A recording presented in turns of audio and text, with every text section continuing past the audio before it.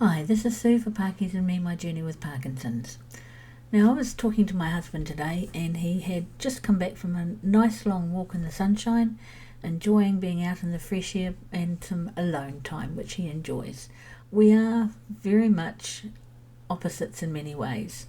He enjoys jazz music much more than I do. I like some jazz, I like some poppy sing along kind of tunes, and he not so much.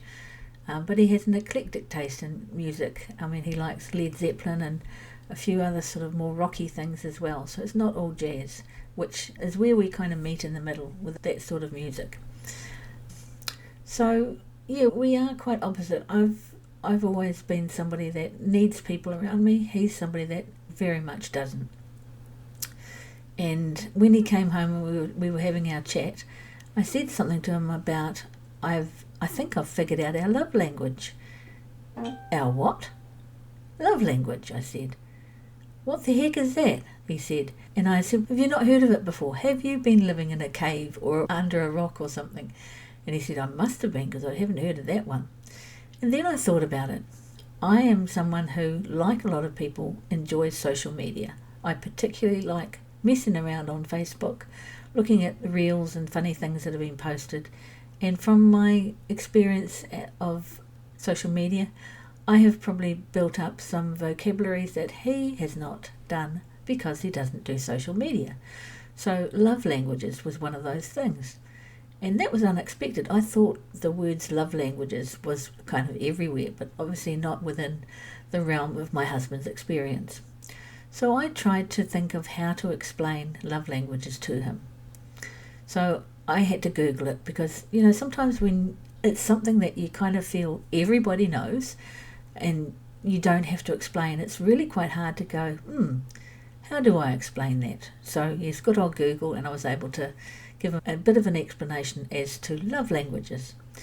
And so I had said that I think our love language has been food, or mine in particular.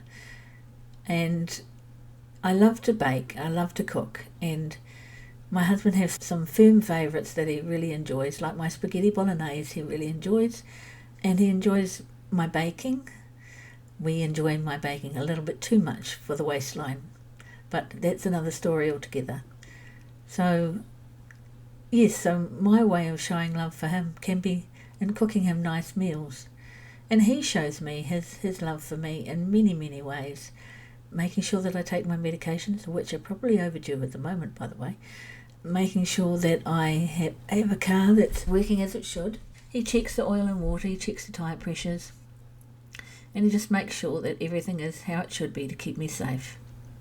So we're very much doers in relation to our love language, and we do things for each other, and it's quite hard to think of what those things are, but we do little considerations for each other every day that we're together.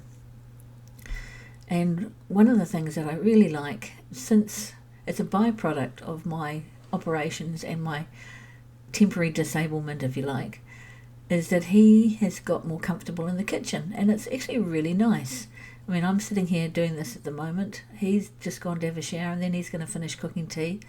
And in the past, I would have been looking at the clock and thinking, oh gosh, I better hurry this up because I've got to go and cook dinner. But so since he's been the chief of the kitchen, he has got much more comfortable, and it's actually really nice because we often get in the kitchen together now and cook a meal. I'll do one, but he'll do another. We might sit and have a drink together while we're waiting for something to kind of finish cooking. And yeah, we're very much cooperative when it comes to getting meals together these days.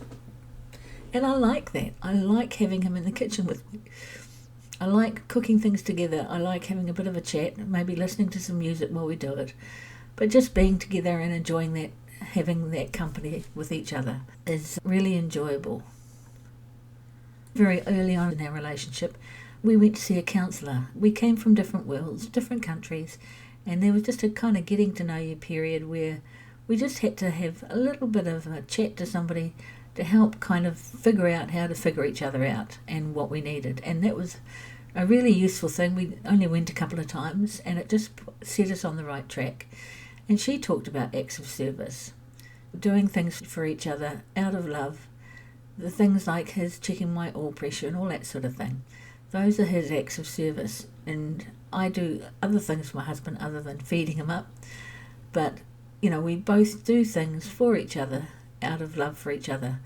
And although we say the words every day, we also show each other in so many ways how much we care for each other. So we are very lucky that we found each other on the internet, which is where we started. He found me on the internet, and it ended up, as I say to other people, it ended up being the best internet shopping bargain I have ever had, has been my lovely husband. So I think we have a healthy balance within that relationship, and I encourage him to do his own thing, to have his own space and time, where he plays his guitar, where he goes for long walks that I can't join him in at the moment. And he went for a long walk today, and I said to him, "Did you miss me today when you were walking?" And he very honestly said, "No, not really." And then laughed and said, "Well, I've always liked going walking on my own." And I said, "Hopefully one day I will be able to come and join you again." And he said, "I'm sure you will." So he also encourages me in my endeavours. The bowling season is coming up. This Sunday I've got my first tournament, so that should be interesting. And it'll be interesting to see how I cope with it, because it will be 3 games spread over several hours. And I just hope that I can manage to get through with all my aches and pains. So yes, I think sometimes we do come from different planets. As they say, men are from Mars, women are from Venus.